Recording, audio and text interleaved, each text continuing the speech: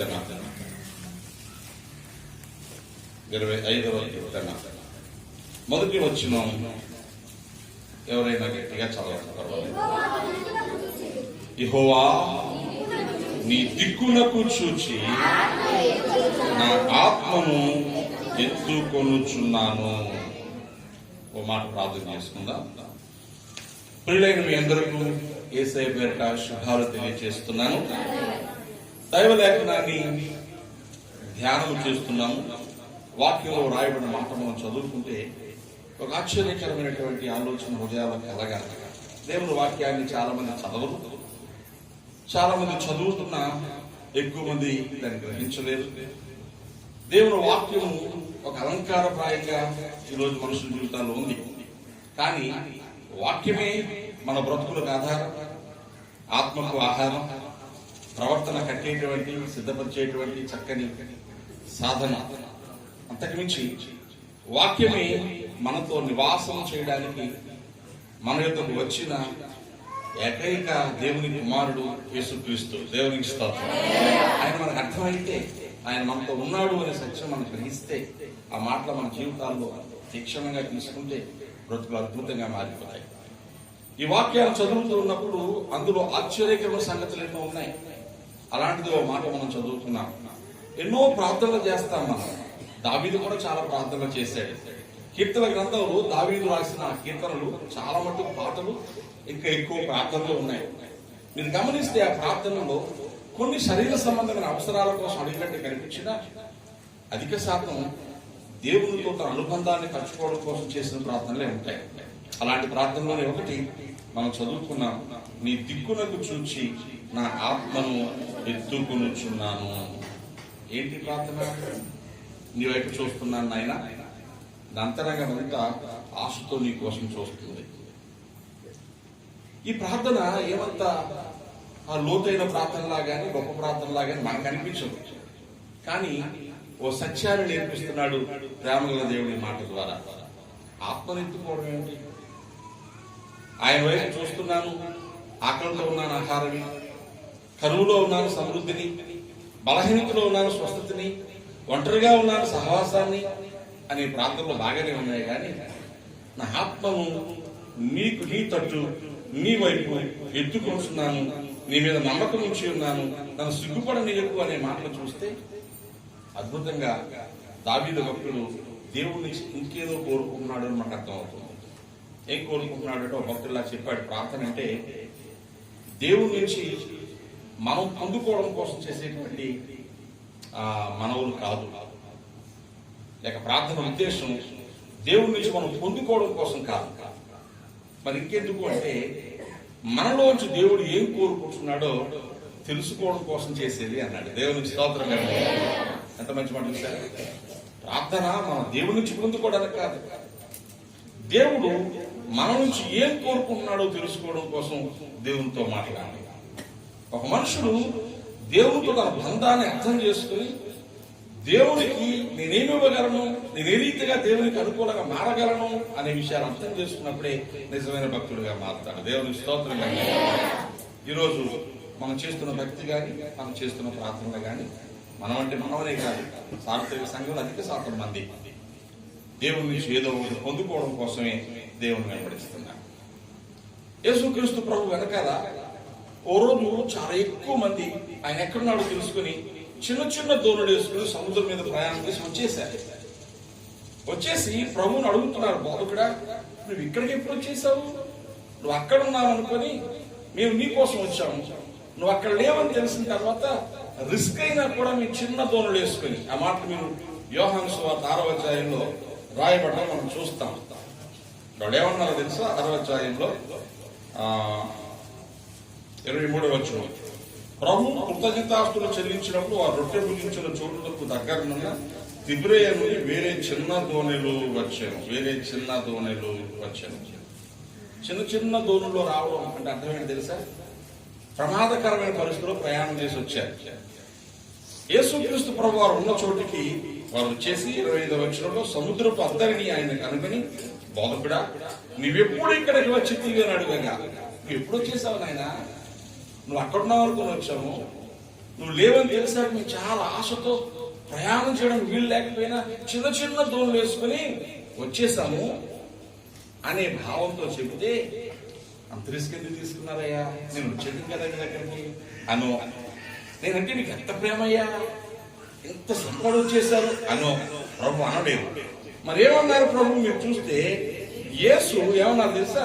మీరు సూచనలను సూచుట వలన కాదు, కానీ రొట్టెలు పూజించి తృప్తి పొందుట వలననే నన్ను వెతుకుతున్నారని మీతో ఆయన కన్ఫర్మ్ గా చెప్పేది ఏంటంటే, నేను చేసే కార్యాలు, నేను చేసే బోధలు మిమ్మల్ని ఆకర్షించి ఇక్కడ తేరా. ఫ్రీగా రొట్టెలు తిన్నారు కదా, మళ్ళా తిందామని వచ్చారంటే ఆయన చెప్పేసి ప్రభు ఏమన్నారు తెలుసా? 27వ వచనంలో, మీరు నిత్య జీవము కోసం ఏదైతే ఎప్పుడు నాశనము కాని అక్షయమైన ఆహారంగా ఉందో దానికోసం కష్టపడండి, క్షయమైన ఆహారం కోసం కష్టపడకండి అనే మాట చెప్తారు. అంటే అర్థమేంటి తెలుసా? 70-80 సంవత్సరాలు ఉండే ఈ జీవితంలో అవసరమైంది ఏదో వాటి కోసం దేవుని వెంబడించకండి. అవి దేవుడు ఖచ్చితంగా మీకు ఇస్తాడు. ఎందుకంటే తండ్రి కదా, సృష్టించిన తర్వాత పుట్టించిన తర్వాత అవసరాలు తెచ్చినా కఠినాత్ముడా. ఈ లోకంలో చెడ్డవారైన తల్లిదండ్రులకు కూడా కన్న బిడ్డలను మంచి స్థానంలో ఉంచడానికి ప్రయత్నం చేస్తారు. మరి మంచివాడైన దేవుడు నీకు అవసరాలు తెచ్చినా అయితే మరి దేనికోసం వెతకాలి? నిత్య జీవము కలుగు చేసే అక్షయమైన ఆహారం కోసం వెతకండి. దేవునికి స్తోత్రం. అలాగే మన భక్తి, మన ప్రార్థనలో కూడా ఈ మాటలను బట్టి ఈ లోకానికి సంబంధించిన వాటి కోసం అయితే దేవుని ఎదురు రాకర్లా, పరలోకానికి సంబంధించినటువంటి నిత్య జీవము, ఆత్మ రక్షణ, ఆత్మీయ క్షేమాభివృద్ధి, ఆత్మలో పరిపక్వత, యేసు రూపాన్ని ఇక్కడే పొందుకోవడం, ప్రభువు స్థాయిని ఎదుర్కోవడానికి కావాల్సిన సిద్ధపాటు కోసం మాత్రమే మనుషులు దేవుని వెంబడించాలి. దేవునికి స్తోత్రం. అలాగే మన ప్రార్థన కూడా దేవుని అడిగినప్పుడు కావలసిన అడుగుదాం. తండ్రి కదా, ఇచ్చినప్పుడప్పుడు అడుగుదాం. నాన్న తెస్తాడని తెలిసి, అమ్మ నేను రేపు బట్టలు తెస్తానని చెప్పిన తర్వాత కూడా మళ్ళీ సాయంకాలం చెప్తుంది, నాన్న రేపు బట్టలు తెచ్చే నాకు అంటారు. తెస్తాను అంటాను కదా, అయినా అడుగుతారు, తప్పు కాదు. కానీ అదొక్కటే ఇంపార్టెంట్ కాదు. నాన్నతో బట్టల కోసమో నాన్నతో వస్తువుల కోసం మాట్లాడితే అది ప్రేమ కాదు. మిగతా సంగతులు కూడా నాన్నతో మాట్లాడాలి. ఈ ఆరాధన సమయంలో మన భక్తి, మన ప్రార్థన మనకు ఏమి కావాలో దాన్ని పొందుకోవడం కోసం కాదు, మనలో నుంచి దేవునికి ఏం కావాలో తెలుసుకోవడం కోసం భక్తి చేయాలి. మన నుంచి దేవుడు ఏం కోరుకున్నాడో తెలుసుకోవడం కోసం భక్తి చేయాలి. ఆ సంగతులు ఈ సమయంలో నేను మీతో జ్ఞాపకం చేయాలనుకుంటున్నాను. నేను 3 విషయాలు చెప్తాను. అందులో మొదటిది, నువ్వు తెలుసుకోవలసినటువంటి లేక దేవుడు కోరుకున్నటువంటి విషయాల్లో మొదటిది నీ అంతరంగపు సిద్ధపాటు. The preparation of inner being, the inner person. అంతరంగ పురుషుడు, నీలో ఉన్నటువంటి దేవుని ఆత్మ, నీకు జీవమును కలుగు చేసినటువంటి నీ ఆత్మ దేవుని ఆత్మతో అనుసంధానము చేయబడి అందుకు తగిన సిద్ధపాటును పొందుకోవడం కోసం దేవుని వెంబడించాలి, దేవుని అడగాలి. రెండవది, సిద్ధపడిన తర్వాత దేవుడు నిన్ను బయటకు వెళ్ళి చేయమన్నటువంటి పని చేయడం కోసం దేవుని వెంబడించాలి, దేవుని అడగాలి. బయటకు వెళ్ళి చేసే పని అర్థమవుతుందా? పిల్లలు బాగా ఎందుకు చదువుకోవాలి? మొదటిది సంస్కారం, జ్ఞానం నేర్చుకోవడానికి. రెండోది చదువు వాళ్ళ వృత్తికి ఉపయోగపడాలి. పని ఎందుకు నేర్చుకోవాలి? పనులన్నీ నేర్చుకుని ఇంట్లో మంచం మీద పడుకోవడానికి కాదు, నేర్చుకున్న పని బయటికి వెళ్ళి చేయాలి. అంతరంగంలో సిద్ధపడిన తర్వాత నువ్వు బయటికి వెళ్ళి పని చేయాలి. బయటికి వెళ్ళి పని చేయడం రెండవది. అయితే మూడవది, నువ్వు ఇంటిలోనే ఉండి కూడా చేయాల్సిన పని కొంత ఉంది. ఇండోర్ వర్క్, దేవుని కొరకు, దైవ రాజ్యం కొరకు, ప్రభువును ప్రేమించామని చెప్పడానికి నువ్వు ఇంట్లో చేయాల్సిన పని అవుతుంది, బయట చేయాల్సిన పని అవుతుంది. పని చేయడానికి నువ్వు సిద్ధపరచుకోవాల్సిన సంగతి ఒకటి ఉంది. అలా చెప్తున్నాను తేలిగ్గా. నువ్వు సిద్ధపరచుకోవాలి, బయటకు వెళ్ళి పని చేయాలి, ఇంటి లోపల పని చేయాలి. ఈ 3 విషయాల కోసం నువ్వు దేవుని వెంబడిస్తూ, భక్తి చేస్తూ, ప్రార్థన చేస్తూ ఎదిగి రావాలి. నీ ప్రార్థన ఎందుకు కావాలి? నీ భక్తి ఎందుకు కావాలి? అలా సిద్ధపడే వారికి దేవుడు వారికి అవసరమైనవన్నీ అనుగ్రహించి వారి ఎందుకు ఆనందించువాడిగా ఉంటాడు. దేవుని స్తోత్రం. దేవునికి మనలో అంతరంగ సిద్ధపాటు కొరకు అనగా రక్షణ పొంది మారు మనసు పొంది దేవుని బిడ్డలమై ప్రభు సందులో ఉన్నామని చెప్పుకునే సంఘము విషయమై, నీ విషయమై. నేను దేవుని బిడ్డని చెప్పుకుంటున్నావు కదా, నీ విషయమై. దేవుడు ఎలా సిద్ధపడాలని కోరుకుంటున్నాడు, నువ్వు ఎలా సిద్ధపరచుకోవాలని కోరుకుంటున్నాడో దైవ లేఖనంలో నుంచి కొన్ని మాటలు చూద్దాం. కీర్తన గ్రంథం 40వ కీర్తన 6వ వచనంలో కీర్తనకారుడు పాడుకుంటూ దేవుని సన్నిధిలో తనకు అర్థమైంది, దేవుని యొక్క చిత్తము తాను తెలుసుకున్నది, తన విషయమై దేవుడు ఏం కోరుకుంటున్నాడో గ్రహించినది ఇలా పలుకుతూ ఉన్నాడు. చదువుతారా? బలులైనను నైవేద్యములైనను నీవు కోరుట లేదు, నీవు నాకు చెవులు నిర్మించి ఉన్నావు. దేవునికి స్తోత్రం చెప్పండి. ఏమిటి మాటకు అర్థం? దేవుని దగ్గరికి వస్తే ఏమనుకున్నాం మనం? దేవునికి అర్పిస్తే చాలు. పూర్వదినాల్లో బలులు ఉండేవి, బలులు ఇస్తే చాలు. ఇప్పుడేమనుకున్నాం? మొక్కుకుంటే చాలు, దేవుని కానుకిస్తే చాలు, దేవుని డబ్బులు ఇస్తే చాలు. దేవుడు ఇంతకంటే మనకి ఇంకా ఏం కోరుకుంటాడో మన దగ్గర నుంచి? టీవీ పెడితే చాలు మీకు తెలుస్తా ఉంటది కొన్నిసార్లు, ఇదిగో నేను ఇంత కానుక దేవునికి ఇచ్చాను, నాకు వెంటనే ఉద్యోగం చేస్తాను. అర్థమవుతుందా? నేను ఇంత దేవునికి ఇవ్వాలని తీర్మానించుకుని ఆ మాట చెప్తాను, వెంటనే మా కుటుంబంలో పిల్లలు పుట్టేశారు. అంటే మనకేం నేర్చుకుంటున్నాం? ఇస్తే దేవుడు ఇస్తాడని. అది తప్పు. దేవుడు ఇస్తే ఇవ్వడు, అంటే లంచం తీసుకుని మనకి ఇచ్చేవాడు కాదు దేవుడు. దేవుడు నీకు ఇచ్చేవాడుగా ఉంటాడు. ఎప్పుడు ఇచ్చిన దానికి కృతజ్ఞతగా నువ్వు దేవునికి ఇస్తావు, అంతే. దేవునికి ప్రేమిస్తున్నావు అని చెప్పడానికి, మా హృదయంలో దేవునికి పెద్ద చోటు ఉందని చెప్పడానికి, దేవుని ప్రేమ మరికొంతమందికి అందుబాటులో రావడానికి నా ధనము నేను ఇస్తున్నానని చెప్పేవాడమే తప్ప దేవుడి ఎప్పుడు అడగలేదు. దేవునికి స్తోత్రం. అందుకే ఇక్కడ అర్థం చేసుకుంటే నువ్వు బలులు కోరలేదయ్యా, మరేం కోరుకుంటున్నావు? నువ్వు నాకు చెవులు నిర్మించి ఉన్నావు. దేవునికి స్తోత్రం. చెవులు ఎందుకండి? ఇక్కడ ఒకటి, ఇక్కడ ఒకటి, ఇక్కడ ఒకటి, ఇక్కడ ఒకటి 4 రింగులు పెట్టుకోవడం కాదు. ఇప్పుడు మగపిల్లలు కూడా పెట్టుకున్నారు. ఈ మధ్యలో ఎవరో ఒక అబ్బాయిని చూశారు, రెండు చెవులకి అర్థంలో బంగారం ఉంది, పెట్టుకుంటే అలాంటివి పెట్టుకోవాలి. అర్థంలో 2 తాళ్ళు పెట్టుకుంటే ఆవిడ చెవులు లాగన్న మర్చిపోతాయి. పూసలు రింగులు పెట్టుకున్నారు కొంతమంది అబ్బాయిలు. అది అనవసరం. పెట్టుకోండి. పూర్వం మన పల్లెటూరులో పెద్దలు, మీకు ఎంతవరకు గుర్తుందో కానీ, మగాళ్ళు కూడా వెనకాల సెగేసుకునేవాళ్ళు, మగాళ్ళు కూడా చెవులకి ఆ పోగులు పెట్టుకునేవాళ్ళు, కమలాలు అనేవారు, ఆటలు పెట్టుకునేవాళ్ళు, దిద్దులు పెట్టుకునేవాళ్ళు. ఒకవేళ మళ్ళా మునుపున్నదే మళ్ళా ఉంటుందని సులభం చెప్పినట్టు ప్రసంగిలో మళ్ళా పెట్టుకుంటే పెట్టుకోండి. కానీ అందుకు కాదు చెవులు. దేవునికి స్తోత్రం చెప్పండి. చెవులు ఎందుకు? ఆభరణాలు పెట్టుకోవడానికి కాదు. ఎందుకు చెప్పండి? వినడానికి. అంటే దేవుడు మనలో ఏం కోరుకుంటున్నాడు? నెంబర్ 1, మనం ఆయన మాట వినాలి. దేవునికి స్తోత్రం. వినడం అంటే అర్థం ఏంటి తెలుసా? ఆలకించేసి దులిపేయడం కాదు, విన్న దాని ప్రకారం బ్రతకాలి. ఇది దేవుడు కోరుకునేది. కనుక మనం ఏం ప్రార్థన చేయాలి? దేవా, నేను వింటున్నాను కానీ దాని ప్రకారం బ్రతకలేకపోతున్నానయ్యా. ఎంత ప్రార్థన చేసినా ఇవాళ విన్న దాని ప్రకారం బ్రతకడం నేర్పునాయన, నువ్వు మాట్లాడిన మాటలు చెప్పిన బ్రతకడం నాకు నేర్పునాయన అని ప్రార్థన చేసుకోవాలి. మనం వినాలని కోరుకుంటున్నాడు.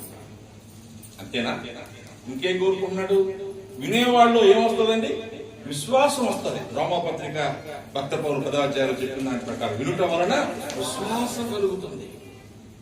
విశ్వాసం కలగాలంటే ఒక మనుషుని మీద, ఒక సంగతి మీద, ఒక వ్యక్తి మీద, ఒక భక్తి విధానం మీద నీకు నమ్మకం కలగాలంటే అప్పటిదాకా నీకు నమ్మకం అంటే పగలాలి. దేవుని స్తోత్రం చెప్పండి. హల్లెలూయా. ఇంట్లో ఒక చిన్న గది ఉంది, ఓ దగ్గర టీపాయ్ ఉంది, ఓ దగ్గర ఏమో మంచం ఉంది, ఇంకో దగ్గర ఏమో బీరువా ఉంది. ఇంకో బీరువా తెచ్చి ఎక్కడ పెడతావు? ఆ బీరువా పెట్టాలంటే ముందు ఈ బీరువాని బయట పెట్టాలి, అవునా? కొంచెం మంచి మంచం తెచ్చి పెట్టుకోవాలంటే ఈ మంచాన్ని బయట పెట్టాలి. రీప్లేస్మెంట్. నీ హృదయంలో విశ్వాసము కలగాలంటే అప్పటి వరకు నీకున్నటువంటి ఒక మొండి నమ్మకం పోవాలి. వాక్యం అంటే, ప్రభువా నేను పాపిని అని ప్రార్థన చేస్తాను అంటే అప్పుడు దాకా మనం ఏమనుకున్నాం? నేను పాపిని కాదు, నేనే పాపం చేశాను అనుకున్నాం. ఎప్పుడైతే వాక్యం అర్థమైందో నేను పాపిని కాను అనే నమ్మకం పక్కకెళ్ళి నేను పాపినయ్యా అని చెప్తున్నా. దేవుని స్తోత్రం కలుగుతుంది. అందుకు ఏం కావాలో తెలుసా? ఒక మనుషుని యొక్క బ్రతుకులో దేవుడు దేన్ని కోరుకుంటాడో తెలుసా? కీర్తన గ్రంథంలోనే దావీదు చెప్పాడు చూడండి, 51వ కీర్తన 16-17 వచనాలలో, what God wants from us, మన నుంచి దేవుడు కోరుకున్న సంగతి ఏంటి? 16వ వచనంలో, నీవు బలిని కోరువాడు కావు, కోరని ఎడల నేను అర్పించుదును, దహన బలి నీకు ఇష్టమైనది కాదు, విరిగిన మనస్సే దేవునికి ఇష్టమైన బలి. దేవునికి స్తోత్రం. నీ బలులు అర్పణలు కోరలేదయ్యా, నువ్వు ఏం కోరుకున్నావు? విరిగిన మనస్సు. దేవునికి స్తోత్రం. విరిగిన మనస్సే నీకే ప్రియము యేసునాథ, ఉన్నతమైన స్థలములయందు వశించువాడా, విరిగేనా మనసు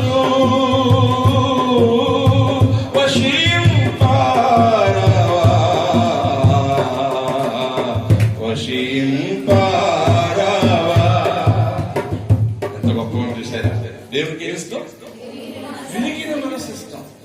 మరి మనకేం అర్థం అవుతుంది? ఇప్పుడు మన మనసు ఎప్పుడు కొయ్యేలాగా, బండరాయిలాగా పేరుకుపోయినటువంటి గట్టితనం మన బతుకులోకి వచ్చేసి రాతి గుండుతో ఉంటే, ఎంత భక్తి చేస్తే, ఎన్ని కానుకలు ఇస్తే మాత్రం ఏం ప్రయోజనం? కనుక నువ్వు వింటున్నావు మంచిది. దేవుడు ఏం కోరుకున్నాడంటే, వింటున్న కొలది బండలను పగలగొట్టు సుత్తి వంటి వాక్యము నీ బండ రాతి వంటి హృదయాన్ని పగలగొట్టి మెత్తన చేయాలి. దేవుని స్తోత్రం. విరిగిన హృదయం కావాలి. నీ కన్నులు గువ్వ కన్నులు, సంఘం యొక్క కన్నులు గువ్వ కన్నులు, కన్నులు కన్నీటి పొరలతో నింపబడాలి. మెత్తనైన మృదువైన హృదయం కావాలి. కఠినత్వం, కక్షలు, కార్పణ్యాలు, ద్వేషాలు, అసూయలు హృదయాల్లో పేరుకుపోయాయి. ఎవరికైనా కష్టం వస్తే మనం బుర్ర తిప్పుకొని పోయే మనసుకు వచ్చేసాం. పక్కింటి వాళ్ళు రోగంతో కుమిలిపోతా ఉంటే తలుపేసుకుని బిర్యానీ తినేయగలుగుతున్నాం. మన ప్రక్క ఇంట్లో ఎవరైనా చచ్చిపోయి వేదన పడతా ఉంటే మనం ఇంకా చేలోకి పోలేదు, ఇంకా డ్యూటీకి పోలేదు, ఇంకా బాడీని తీయలేదని బాధపడిపోతున్నాం. మనం ఏడ్చేవారితో ఏడవాలి, సంతోషించే వారితో సంతోషించాలి. రోమా 12:7 ప్రకారం ఇది క్రైస్తవ జీవన విధానం. అనిపిస్తా ఉంటది మన హృదయాలు బండబారిపోయాయి, కన్నీళ్లు రావ, మనం ఇంకా కరగలేమో, మనం నలిగిపోతున్నా చూస్తున్నాం కానీ వారి కొరకు ఏం చేయలేమా? క్రైస్తవ విశ్వాస నియమము విరిగి నలిగిన హృదయం.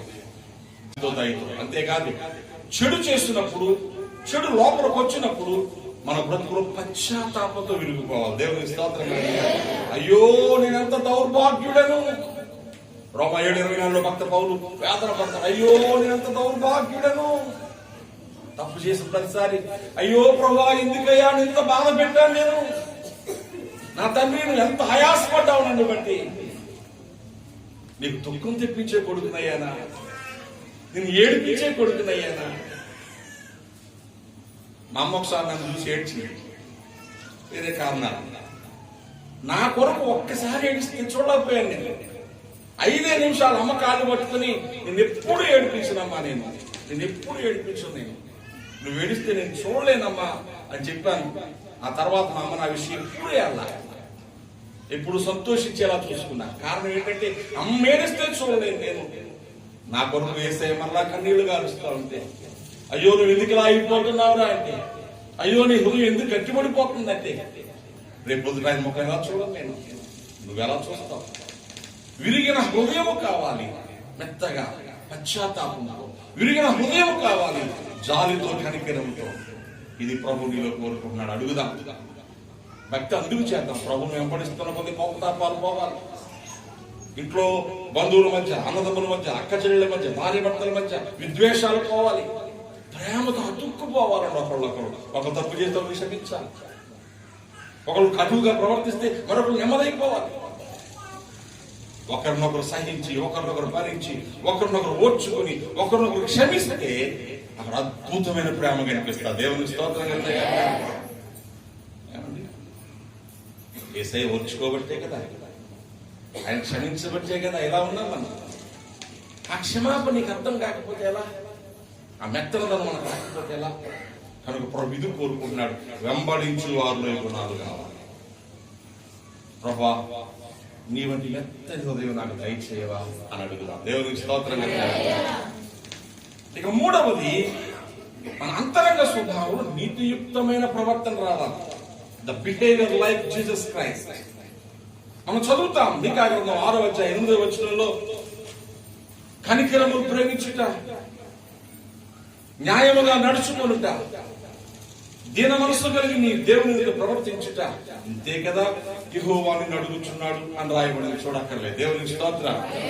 ఏమడుగుచున్నాడు దేవుడు? నిన్ను దీన మనసు కలిగి ఉండు, కనికరాన్ని ప్రేమించు, ఇంకేం చేయాలి? నువ్వు న్యాయంగా నడుచుకో. దేవుని బిడ్డలకు ఉండాల్సిన మనం ఏంటి చెప్పండి?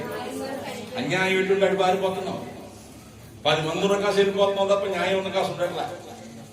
ఎందుకంటే వాళ్ళతో గొడవ.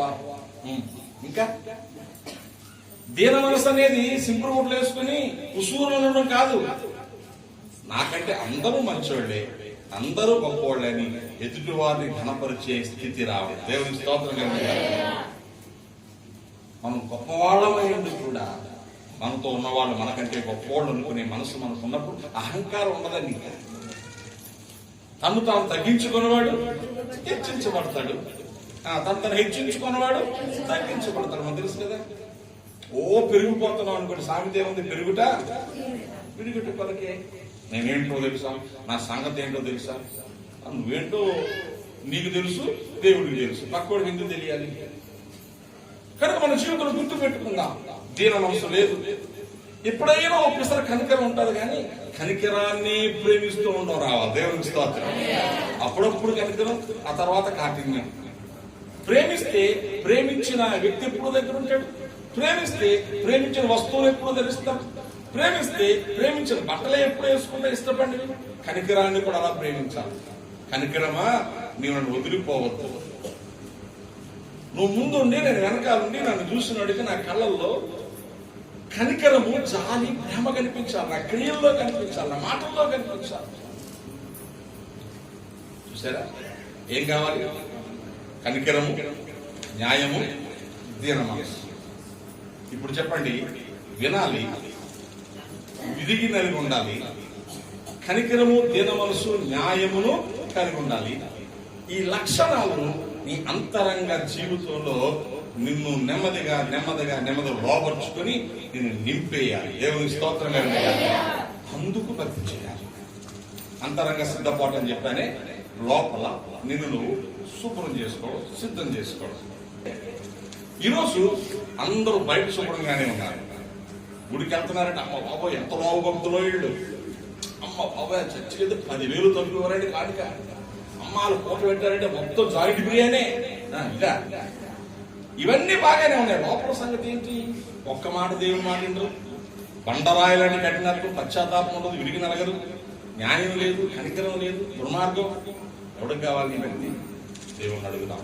యెహోవా నీ దిక్కునకు చూచి నా ఆత్మను ఎత్తుకుంటున్నానయ్యా. దేవుని స్తోత్రం. We should prepare inside. అంతరంగంలో సిద్ధపాటు కలిగిన వారంగా బతకాలి. ప్రభు మిత్రులారా, నేను మిగతా 2 విషయాలు తర్వాత సందేశాల్లో చెప్తాను. అంతరంగంలో సిద్ధపడితే ఎలా ఉంటుందో, ఎన్ని అద్భుత కార్యాలు మనం చూస్తామో దైవలేఖనమైన విషయాన్ని గుర్తు చేస్తున్నా. ఒక మనుషుడు ఉంటే, ఒక మనుషుడు విరిగి నలిగి ఉంటే, ఒక మనుషుడు న్యాయంగా బ్రతికితే ఎలా ఉంటాడు? దావీదు భక్తుని జీవితంలోనే ఒక ఉదాహరణ చెప్తాను నేను. దావీదు భక్తుడు చేసిన ఒకనొక దుర్మార్గమైన పాపం మనందరికీ తెలుసు. రాజు అయి ఉండి, ప్రజలను కన్నబిడ్డలాగా సాకాల్సిన వాడు అయి ఉండి, ఒకనొక బలహీన గడిలో తనతో ఉన్న 30 మంది వీరుల్లో ఒక్కడైన ఊరియా, అతని భార్య తన కంటికి కనబడగా పాపం చేసిన అందరికీ తెలుసు. ఆ పాపాన్ని పక్కపుచ్చుకోవడం కోసం ఎన్నో ఎత్తులు వేసాడు. చివరకు కుదరక ఊరియాని చంపించేశాడు. ఏమి ఎరగినట్టు రాజు చేసిన తప్పులు కనబడవు కదా, పైగా భక్తుడిగా చలామణి అవుతున్నాడు కదా. ఈ పరిస్థితుల్లో భక్తుడి యొక్క బ్రతుకును ఎవరు ఎంచలేరనే ఆలోచన ఏంటో చక్కగానే సభలో కూర్చున్నాడు. మనం చూస్తాం. ఒక సన్నివేశాన్ని చూపించిన ముగిస్తాను. సమూయేలు 2వ గ్రంథంలో రాజైన దావీదు నిండు సభలో ఉండగా నాతాను ప్రవక్త, రాజైన దావీదు నిండు సభలో ఉండగా నాతాను ప్రవక్త సభలోకి వచ్చాడు. వచ్చి, రాజా, నేను ఓ సంగతి చెప్తాను విను అని మనం 12వ అధ్యాయంలో, సమూయేలు 2వ గ్రంథం 12వ అధ్యాయంలో మాట్లాడి చదవడానికి సమయం లేదు. ఒక కథ చెప్పాడు. ఇదిగో, ఓ పట్టణంలో 2 మనుషులు ఉన్నారు. వాళ్ళు బాగా డబ్బున్నవాడు, ఒకడు దరిద్రుడు. ఈ డబ్బున్న వాడికి విస్తారమైన మందలున్నాయి, గొర్రెలు గొడ్లు ఉన్నాయి. ఈ దరిద్రుడికి తాను కొనుక్కున్న ఒక చిన్న ఆడగొర్రెపిల్ల మాత్రమే ఉంది. అది తన ఇంట్లో చక్కగా తన చేతుల్లో పెరుగుతుంది. ఓ రోజు ధనవంతుడికి ఒక చుట్టం వచ్చాడు. వారికి విందు చేయడానికి ధనవంతుడు తన మంద జోలికి వెళ్లకుండా ఈ పేదవారి గొర్రెపిల్లను పట్టుకొచ్చి వారికి విందు చేసేసాడు. ఇప్పుడు నువ్వు న్యాయం చెప్పుకొని అడిగాడు. రాజు కదా, సభలో ఉన్నాడు కదా, రాజుగారికి చాలా ఎక్కువ కోపం వచ్చేసింది. 5వ వచనం అంటాడు, యెహోవా జీవముతోడు నిశ్చయముగా ఈ కార్యము చేసిన వాడు మరణప్రాప్తుడు అన్నాడు. ఇంత దుర్మార్గంగా పనిచేస్తాడా? వాడు ఎవరు చేసిన వాడిని చంపేయాలా అన్నాడు. అర్థమవుతుంది. అంతేకాదు, ఒక గొర్రెపిల్ల తీసుకున్నాడు కాబట్టి 4 గొర్రెపిల్లలు వాళ్ళ తీర్పు కూడా చెప్పేశాడు.